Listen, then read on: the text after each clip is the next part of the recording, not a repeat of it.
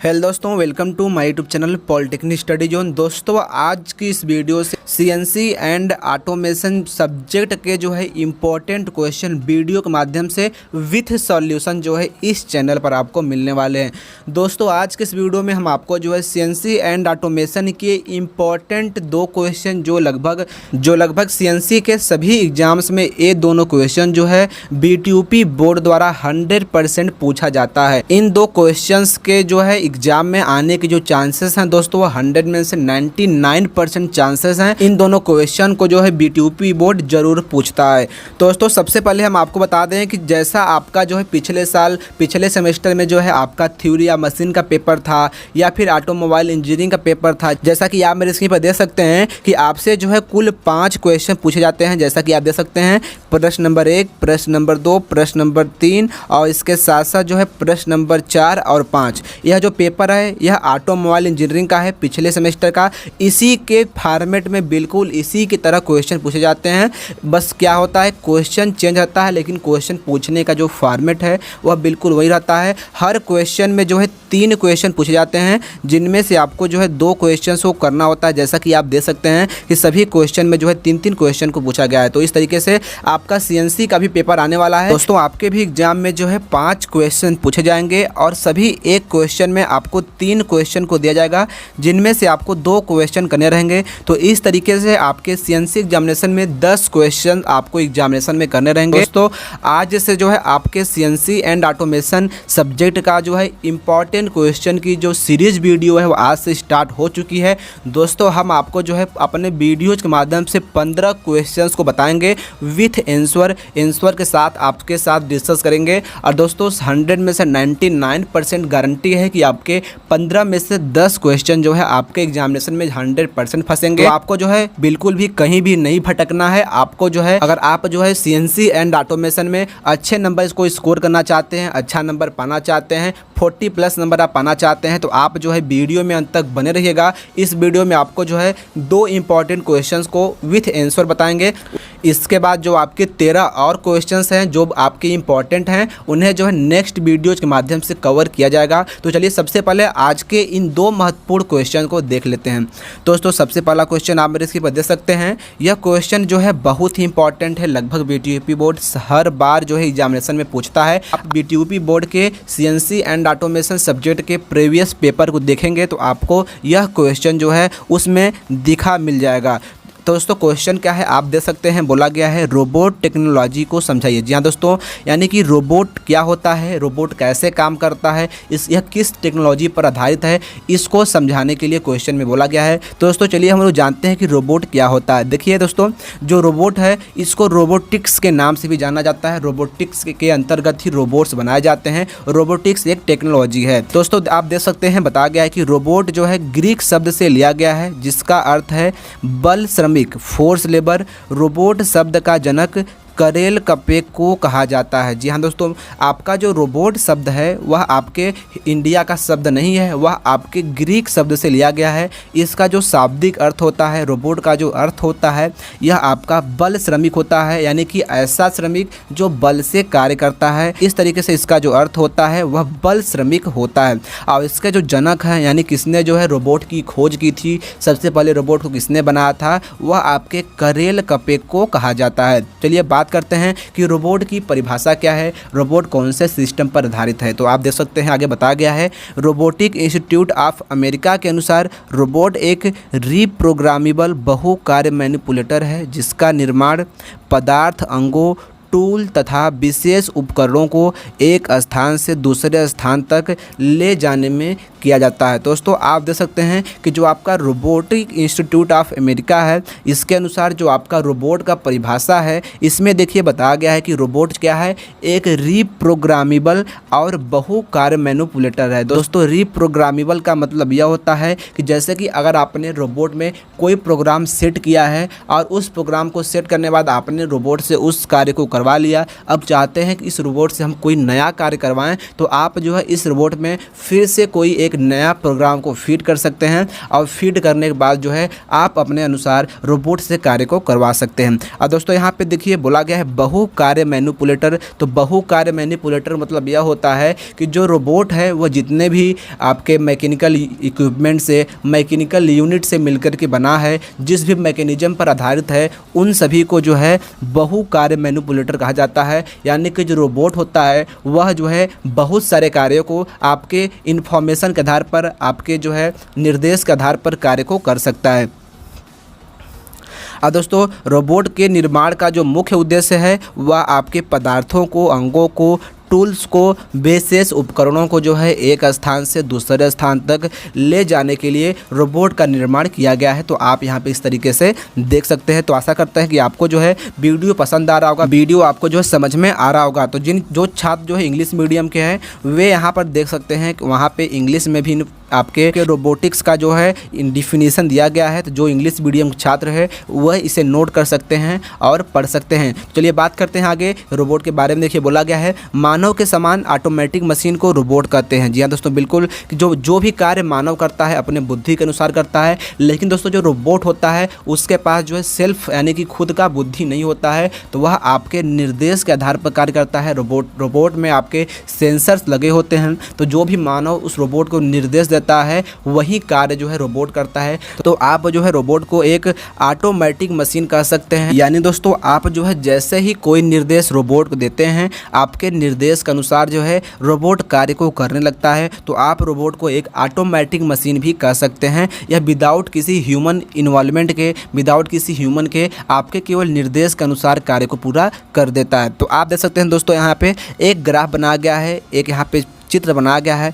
इस चित्र में देखिए बताया गया है कि जो आपका रोबोट होता है वह 3 प्रकार के विधाओं से मिलकर के बना होता है। जैसा कि आप देख सकते हैं कि स्वचालन में एडवांसमेंट का परिणाम रोबोट है। रोबोट 3 विधाओं के समावेश से बनता है, यानी कि 3 प्रकार के साइंस से मिलकर के रोबोट का निर्माण किया जाता है। आप देख सकते हैं पहला जो है आपका यांत्रिक है, इलेक्ट्रॉनिक है, कंप्यूटर। यानी कि आपका जो रोबोट्स होता है उसमें इलेक्ट्रॉनिक्स इंजीनियरिंग भी लगती है, मैकेनिकल इंजीनियरिंग भी लगती है, इसके साथ साथ आपका कंप्यूटर इंजीनियरिंग भी रोबोट में लगाया जाता है। इन तीनों इंजीनियरिंग के, इन तीनों साइंस के प्रयोग को करके एक रोबोट का निर्माण किया जाता है। क्योंकि दोस्तों आपको पता है कि रोबोट में आपका मैकेनिकल इक्विपमेंट होते हैं, तो वहाँ पे मैकेनिकल की ज़रूरत पड़ गई। रोबोट के अंदर जो है आपके सेंसर्स लगे होते हैं, रोबोट के अंदर आपके जो है ट्रांसड्यूसर्स लगे होते हैं जो इलेक्ट्रॉनिक्स के अंतर्गत आते हैं। तो यहाँ पे इलेक्ट्रॉनिक्स का भी इन्वॉल्वमेंट हो गया। और इसके साथ साथ रोबोट के अंदर जो है सॉफ्टवेयर्स होता है जिसमें आप प्रोग्राम को फीड करते हैं, रोबोट को निर्देश देते हैं, तो वह आपकी कंप्यूटर के अंतर्गत आ गया। तो इस प्रकार से रोबोट जो है कुल 3 प्रकार के ब्रांचों को आपस में मिला करके रोबोट का निर्माण किया जाता है। तो आप इस तरीके से यहाँ पे फिगर को देख सकते हैं। तो यहाँ पे दोस्तों देखिए जैसे ही बताया गया है यांत्रिक अभियंत्रण यानी कि मैकेनिकल इंजीनियरिंग, और इसके साथ साथ आप आगे देख सकते हैं इलेक्ट्रॉनिक अभियंत्रण यानी कि इलेक्ट्रॉनिक इंजीनियरिंग, कंप्यूटर अभियंत्रण यानी कि कंप्यूटर इंजीनियरिंग। तो इस प्रकार से तीनों इंजीनियरिंग को मिला करके एक रोबोट का निर्माण किया जाता है। तो अगर आपके एग्जाम में दोस्तों क्वेश्चन आता है तो आपको मैंने जैसे यहाँ पे जिस तरीके से आपको मैंने समझाया है रोबोट का मतलब क्या होता है, रोबोट किससे मिलकर के बना होता है, कौन कौन से इंजीनियरिंग से मिलकर बना होता है, इन सभी को आप लिख देंगे। और इसके बाद दोस्तों आप अगला जो हेडिंग डालेंगे वह डालेंगे रोबोट का नियम। दोस्तों रोबोट का जो है नियम क्या है, रोबोट किन रूल्स को फॉलो करता है, उसके बारे में आप यहाँ पर देख सकते हैं। बताया गया है कि इनसैक एसिमोव को रोबोट का जनक कहा जाता है। 1942 में इन्होंने रोबोट के लिए 3 नियम प्रतिपादित किए। तो यहाँ पे बहुत सारे स्टूडेंट जो है कंफ्यूज हो जाएंगे और बोलेंगे कि सर आपने अभी पीछे जो है बताया है कि रोबोट के जो जनक हैं वह करेल और कपेल हैं। तो दोस्तों आप जो है इसको ध्यान से देखिएगा। मैंने यहाँ पर यह बताया था कि रोबोट शब्द के जो जनक है यानी कि जो रोबोट का शब्द है उसके जनक करेल और कपेल हैं, लेकिन दोस्तों जो आपके रोबोट के जो आपके जनक हैं वह आपके इनसैक एसिमोव को रोबोट का जनक कहा जाता है। इन्होंने सन 1942 में रोबोट को बनाया और इसके साथ साथ जो है रोबोट के लिए 3 नियम को भी प्रतिपादित किया है। तो आप इन तीनों नियम को देख सकते हैं। जो आपका पहला नियम है वह यह है कि यह कभी मनुष्य को नुकसान नहीं पहुंचाएगा। दोस्तों यह जो आपको हम तीनों नियम बता रहे हैं बहुत ही महत्वपूर्ण है। अगर आप जो है किसी इंटरव्यू में भी जाते हैं या फिर अगर आप किसी भी कंपनी में काम के लिए जाते हैं, तो अगर आप वहाँ पे इंटरव्यू देते हैं, कॉलेज में अगर आप वाइवा देते हैं, तो वहाँ से पर आपसे जो है रोबोट के बारे में पूछा जा सकता है या फिर रोबोट के नियम को पूछा जा सकता है। तो आपको जो है बिल्कुल ध्यान से वीडियो को समझना है। तो रोबोट का जो पहला नियम है वह यह है कि यह कभी मनुष्य को नुकसान नहीं पहुंचाएगा। जी हाँ दोस्तों, बिल्कुल कि दोस्तों अगर आपने टेक्नोलॉजी को बनाया है तो टेक्नोलॉजी के ऊपर जो है आपका अधिकार होना चाहिए, आपके अनुसार टेक्नोलॉजी को कार्य करना चाहिए। अगर टेक्नोलॉजी जो है अगर आपको ही हानि पहुंचाएगा तो आपकी जो टेक्नोलॉजी है वो बिल्कुल फेल हो जाएगी और आपको जो है टेक्नोलॉजी से जो है कोई भी प्रॉफिट नहीं होगा। तो रोबोट के बनाने का जो पहला नियम था वह यह था कि मनुष्य को कभी भी रोबोट जो है नुकसान नहीं पहुंचाएगा। तो दोस्तों इस प्रकार से जो अगला नियम है, द्वितीय नियम, उसको आप देख सकते हैं। बताया गया कि यह मनुष्य के सभी आदेशों को पालन करेगा। जी हाँ दोस्तों, यानी कि रोबोट में जो भी आपके कंट्रोलर लगे होते हैं, आपके सेंसर्स लगे होते हैं, जो भी आपके कंट्रोलर प्रोसेस यूनिट लगी होती है, आप उसको जो भी इन्फॉर्मेशन देते हैं अपने सॉफ्टवेयर के माध्यम से, अपने प्रोग्राम के माध्यम से, रोबोट जो है उसके आदेश का पालन करता है और आपके इन्फॉर्मेशन के आधार पर, आपके ऑर्डर के आधार पर जो है अपने कार्य को करता है। तो आप देख सकते हैं कि यहाँ पे रोबोट का जो नियम नंबर 2 है, इसमें बताया गया है कि यह मनुष्य के सभी आदेशों का जो है पालन भी करता है। आप देख सकते हैं रोबोट का जो तीसरा नियम है वह यह है कि यह अपने अस्तित्व को बनाए रखेगा यदि यह उपरोक्त दोनों नियम का विरोध न करें। जी हाँ दोस्तों, बिल्कुल अगर जो आपका रोबोट है अगर वह इन दोनों नियम से किसी भी नियम को फॉलो नहीं करता है, इन दोनों नियम में से किसी भी नियम के विरुद्ध कार्य करता है, अगेंस्ट कार्य करता है, तो वह जो है अपने अस्तित्व को खो देगा। यानी कि रोबोट की जो मशीनें हैं उन्हें बनाने का जो कार्य है उसे बंद कर दिया जाएगा, रोबोट को जो है पूरे इंडस्ट्री से हटा दिया जाएगा। तो इसका मतलब यह है दोस्तों, इस तरीके से मैंने आपको जो है रोबोट टेक्नोलॉजी को जो है आपको समझा दिया है, रोबोट टेक्नोलॉजी के बारे में पूरी इन्फॉर्मेशन को दे दिया है। अगर आप जो है इस पीडीएफ को पाना चाहते हैं तो आप जो है डिस्क्रिप्शन में मेरा जो टेलीग्राम चैनल का लिंक है उसे पर क्लिक करके आप टेलीग्राम चैनल को ज्वाइन कर सकते हैं। और इसके साथ साथ अगर आप चैनल पर पहली बार आए हैं तो चैनल को भी सब्सक्राइब करके बेल आइकन को प्रेस कर लीजिएगा। तो चलिए दोस्तों अब देखते हैं हम लोग अगला प्रश्न हमारा क्या है। क्योंकि दोस्तों मैंने आपसे वीडियो को शुरू में ही बोला था कि आज के इस वीडियो में सीएनसी एंड ऑटोमेशन के 2 महत्वपूर्ण क्वेश्चन को डिस्कस करेंगे। तो मैंने आपको जो है पहले क्वेश्चन का जो डिस्कस है वह आपके साथ कर दिया है। चलिए अब बात करते हैं सीएनसी एंड ऑटोमेशन के जो महत्वपूर्ण दूसरा क्वेश्चन है उसके बारे में। दोस्तों आप दूसरे क्वेश्चन को अपने स्क्रीन पर देख सकते हैं। बताया गया है कि स्वचालन के विचार को समझाइए। यानी कि दोस्तों ऑटोमेशन क्या होता है, ऑटोमेशन के लाने क्या उद्देश्य है, ऑटोमेशन का क्या विचार है, इसको समझाइए। यह आपका क्वेश्चन यहाँ पे दिया गया है। ऑटोमेशन भी जो है आपके मैकेनिकल फील्ड के अंतर्गत, मैकेनिकल इंडस्ट्रीज में, मैकेनिकल के सिलेबस में एक बहुत ही अहम योगदान रखता है। ऑटोमेशन जो है एक बहुत ही महत्वपूर्ण चैप्टर्स है, बहुत ही महत्वपूर्ण मैकेनिकल का एक बहुत ही महत्वपूर्ण भाग है। तो आपको जो है ऑटोमेशन के बारे में ज़रूर जानना चाहिए। आपके एग्जामिनेशन में भी ये जो क्वेश्चन है बहुत बार आया, पिछले 10 सालों के क्वेश्चन में से 10 में से 9 बार यह क्वेश्चन को जो है जरूर पूछा गया है। दोस्तों तो आप देख सकते हैं कि स्वचालन के विचार को समझाइए आपका क्वेश्चन है। तो आपको जो है सबसे पहले हेडिंग डालना है इस क्वेश्चन का आंसर लिखते समय, उत्पादन प्रणालियों में स्वचालन, यानी कि जो आपका प्रोडक्ट का प्रोडक्शन होता है इसमें स्वचालन कैसे कार्य करता है, यह आपको हेडिंग डालना है। इसके बाद दोस्तों आप देख सकते हैं नीचे बताया गया है कि स्वचालन शब्द की उत्पत्ति ग्रीक शब्द आटो अर्थात स्वयं तथा मैटस जिसका अर्थ है घूमना, स्वचालन तकनीकों का सेट होता है। दोस्तों जो आपके स्वचालन यानी कि ऑटोमेशन शब्द है इसका जो उत्पत्ति है वह ग्रीक शब्द आटो यानी कि स्वयं और मैटस यानी कि घूमने, इन दोनों शब्दों को मिलाकर के ऑटोमेशन शब्दों को बनाया गया है। तो इस तरीके से आप देख सकते हैं कि जो आपके ऑटोमेशन का जो शाब्दिक अर्थ हुआ, ऑटोमेशन का जो पूरा अर्थ हुआ वह यह हुआ कि स्वयं से घूमना, यानी कि ऐसी मशीन जो स्वयं से घूमती है, स्वयं से ही गति करती है, उसे हम लोग ऑटोमेशन कह सकते हैं। बताया गया है जिसके अंतर्गत हम मशीनों पर क्रियाएं बिना मानवीय हस्तक्षेप के संपन्न कराते हैं। अतः हम कह सकते हैं कि स्वचालन एक ऐसी यंत्रावली है जो स्वयं संचालित होती है। जी हाँ दोस्तों, बिल्कुल आप देख सकते हैं कि स्वचालन स्वचालन का मतलब यह हुआ, स्वचालन के अंतर्गत वह मशीनें आती हैं जिनको चलाने के लिए बिना किसी मानव के हस्तक्षेप के हम उस पर कार्य करते हैं। यानी कि यह जो मशीनें होती हैं वह स्वयं ही संचालित होती हैं, स्वयं ही कार्य को आपके निर्देश के अनुसार पूरा करती हैं। तो आगे आप यहाँ पे चित्र को भी देख सकते हैं। देखिए यहाँ बताया गया है कि सबसे पहले जो है आप यहाँ पे प्रारंभिक कार्य यूनिट, यानी कि आप जो है मशीन को अपना इनपुट देंगे, अपना ऑर्डर देंगे। उसके बाद मशीन जो है आपके ऑर्डर को समझने के लिए प्रोसेस करेगा, प्रक्रम करेगा। उसके बाद जो है आपके ऑर्डर के अनुसार, आपके निर्देश के अनुसार जो है संपूर्ण कार्य को करेगा। तो इस तरीके से आप यहाँ पे फिगर को भी दे सकते हैं। आप चाहें तो इस प्रकार से एग्ज़ाम में इस फिगर को अगर आप बना देंगे तो आपको जो है वहाँ पे अच्छे खासे नंबर दिए जाएंगे। यह आपको बनाना चाहिए। आप इस फिगर को अच्छे से देख सकते हैं। तो यहाँ पे देखिए बताया गया कि यह जो प्रक्रम है, प्रोसेस है, जो आपके इनपुट को समझती है वह आपकी ऑटोमेटिक मशीन होती है।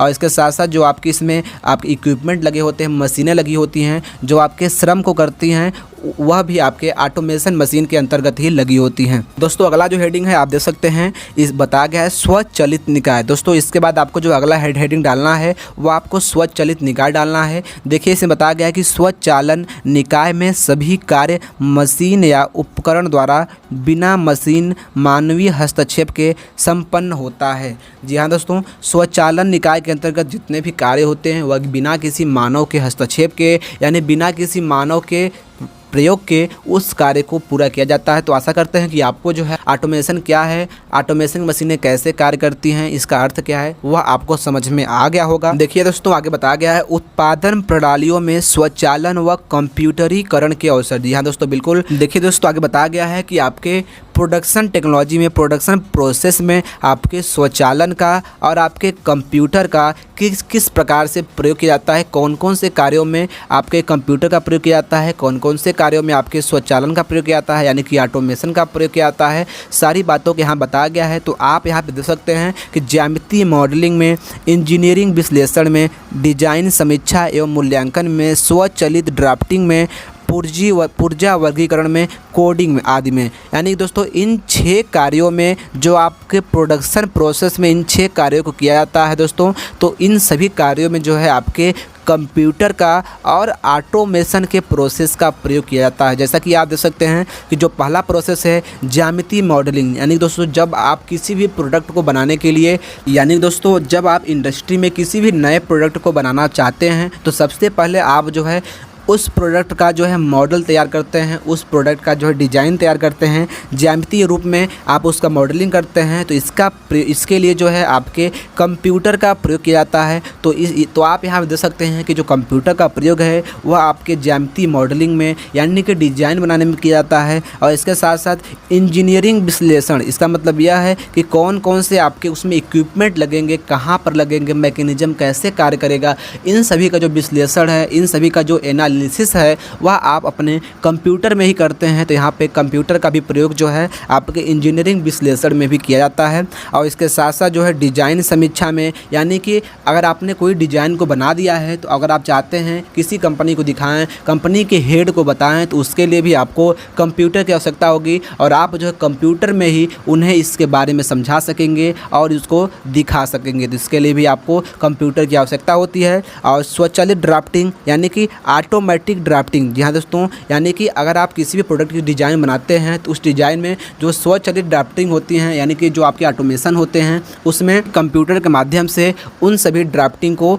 चलाया जाता है। तो इस तरीके से आप देख सकते हैं कि पुर्जा वर्गीकरण में, कोडिंग करने में, यानी कि किसी भी अगर आप मशीन को तैयार करते हैं तो उस मशीन के अंदर जब आप किसी भी सॉफ्टवेयर को फिट करेंगे, अपने ऑर्डर को फिट करेंगे, कोडिंग करेंगे, तो उसमें भी आपके जो है कंप्यूटर का ही प्रयोग किया जाता है। तो इस तरीके से आप देख सकते हैं कि देख सकते हैं कि प्रोडक्शन प्रोसेस में किस प्रकार से कंप्यूटर का प्रयोग किया जाता है। तो इतना लिखने के बाद आपको जो है अगला जो हेडिंग डालना है वह आपको डालना है स्वचालन के अवयव, यानी कि आपके ऑटोमेशन में कौन कौन से एलिमेंट्स का प्रयोग किया जाता है उसके बारे में आपको लिखना है। तो आप यहाँ पे देख सकते हैं बताया गया है स्वचालन के अवयव को तीन भागों में विभाजित किया गया है, यानी कि तीन प्रकार के एलिमेंट्स का जो है स्वचालन के लिए प्रयोग किया जाता है। जो पहला प्रकार के एलिमेंट्स हैं वह है आपके शक्ति स्रोत, यानी जो एलिमेंट्स मशीन को पावर देते हैं उन्हें पावर सोर्स के अंतर्गत रखा गया है। जैसा कि आप देख सकते हैं, बताया गया है कि किसी भी निकाय को कार्यकारी बनाने के लिए शक्ति स्रोत की आवश्यकता होती है।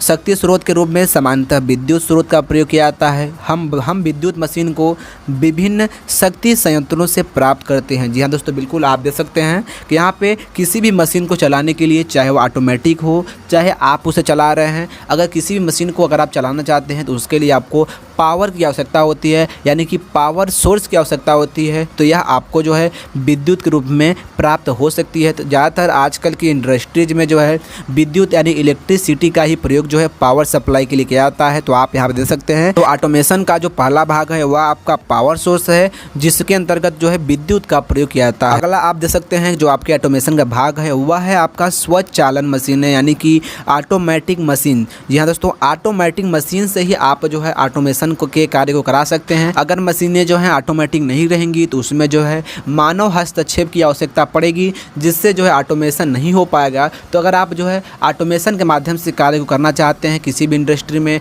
या फिर अगर इंडस्ट्री जो है ऑटोमेशन के आधार पर कार्य करना चाहती है, तो सबसे पहले उसे जो है ऑटोमेटिक मशीनों की आवश्यकता होगी। तो आप यहाँ देख सकते हैं कि ऑटोमेटिक मशीनें में जो है निम्न अवयव सम्मिलित होते हैं, यानी कि ऑटोमेटिक मशीन को बनाने के लिए कौन कौन से एलिमेंट की आवश्यकता होती है, सारे एलिमेंट की इन्फॉर्मेशन यहाँ पे दिए गए हैं। सबसे पहले आप देख सकते हैं, बताया गया है विभिन्न अवयवों को बनाने हेतु ऑटोमेटिक मशीनें। जी हाँ दोस्तों, विभिन्न अवयवों को जो है मिला करके एक मशीन का निर्माण किया जाता है, और इस मशीन से ही जो है आप किसी भी प्रोडक्ट को, जिस प्रोडक्ट के लिए इस मशीन का निर्माण किया गया है, इस मशीन का जो भी उद्देश्य है, जिस भी कार्य के लिए इस मशीन का प्रयोग किया जाता है, उस कार्य को, उस एलिमेंट को बनाने में इस स्वचालित मशीन का प्रयोग किया जाता है। अगला आप देख सकते हैं, बताया गया है गुणवत्ता नियंत्रण के लिए ऑटोमेटिक निरीक्षण निकाय। जी हाँ दोस्तों, आजकल जो है इंडस्ट्रीज में जैसे ही प्रोडक्ट का आपके प्रोडक्शन होता है, प्रोडक्ट को बनाया जाता है, उसके बाद उस प्रोडक्ट की जो है चेकिंग की जाती है, उस प्रोडक्ट की जो है गुणवत्ता की जांच की जाती है। आजकल बड़े बड़े कंपनियों में बहुत ही ज़्यादा मात्रा में जो है आपके प्रोडक्शन किए जा रहे हैं, उत्पादन किए जा रहे हैं। तो इनके परीक्षण के लिए, इनके गुणवत्ता की जाँच के लिए भी जो है ऑटोमेटिक मशीनें लगाई गई हैं। यह मशीनें जो हैं बहुत ही जल्दी और बहुत ही तेज़ी से जो है आपके गुणवत्ता का परीक्षण कर देती हैं। दोस्तों, ऑटोमेशन का मतलब ही होता है, ऑटोमेशन मतलब कि ऑटोमेटिक मशीन, जो मशीनें ऑटोमेटिक कार्य करती हैं, बिना किसी आदमी के, बिना किसी मानव हस्तक्षेप के कार्य करती हैं, उन्हें जो है ऑटोमेशन मशीनें कहा जाता है। अगर आप देख सकते हैं, बोला गया है विभिन्न अवयवों के संयोजन के लिए ऑटोमेटिक असेंबली मशीन। जी हाँ दोस्तों, बिल्कुल जैसा कि आपको पता है कि अगर आपके पास बहुत सारे एलिमेंट्स हैं, जैसे कि अगर आपको जो है किसी कंपनी में या फैक्ट्री में कार को बनाना है, तो कार को बनाने के लिए आपको जो है उसके अलग अलग पार्ट्स दिए जाएंगे। इन सभी पार्ट्स को जो है एक साथ जो है किसी जगह पर असेंबल किया जाएगा, और इसे असेंबल करने के बाद ही जो है कार्य को बनाया जा सकता है। तो इसके लिए भी जो है विभिन्न प्रकार की